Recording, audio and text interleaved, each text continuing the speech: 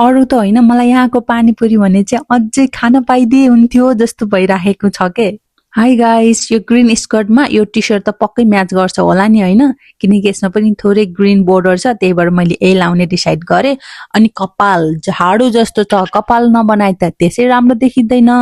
Makeup त गरियो, आइजिया त्यसको लागि मैले कपाल चाहिँ यस्तो कर्ली कर्ली बनाए। अब यत्रो हेयर र मेकअप गरिसकेपछि घाँटी र कानमा त रित्तै बुच्चै राख्ने कुरा त भएन, त्यसको लागि पनि केही जुगाड छ मसँग। अनि यो नेकलेस लाउने डिसाइड गरे अनि सानो क्युट इयररिङ्स। ल हेर्नुस् त घाँटी र कानमा लाउने बित्तिकै कति डिफरेन्स देख्या। हातमा पनि केही चुरा लाउँछु भनेर यो रातोमा चुरा छिन बजाउँदै जान थालेको म चाहिँ। अनि खुट्टामा जुत्ता चप्पल के लाउँ भन्ने सोचिरहेको थिएँ, यो वाला सुज लाउँछु भनेर डिसाइड गरेँ, सिम्पल छ नि त। अनि ब्याग चाहिँ खासै भिड्ने बानी त छैन, यो चाहिँ 5 वर्ष अगाडि नेपालबाट ल्याएर आएको, थन्के भएर ल आज तँलाई नै बोकिदिन्छु भनेर यही बोके।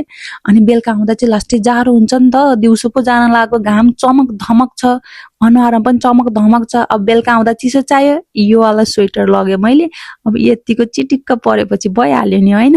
अनि कपाल चाहिँ मैले छोडेको थिएँ, बो बनाउने डिसाइड गरेँ, अलिकति झ्याउ लाग्यो के छोड्दाखेरि।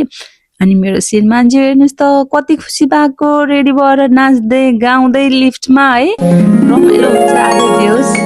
अब फुल लुक्समा म कस्तो देखिए भनेर हेर्नु मन लाग्यो नि त। अनि मैले एउटा भिडियो खिच्देऊ न भनेर चाहिँ यसो पोज दिइहालेको भिडियोवाला।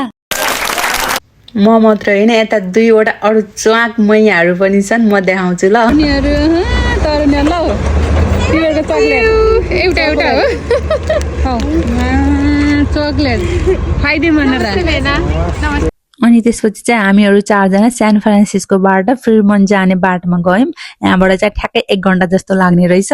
अनि त्यहाँबाट झरेर चाहिँ हामी चाहिँ उबर अर्डर गरेर गएका थियौँ, किनकि बार्ट स्टेसनदेखि चाहिँ 10 मिनट ड्राइभ रहेछ। अनि उबरमा जाऊँ न त भनेर उबरमा गएका थियौँ है हामी।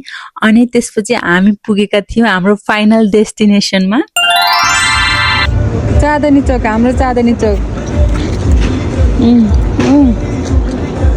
हाम्रो फाइनल एन्ड मेन डेस्टिनेसन भनेको यही चाँदनी चौकसम्मको हो।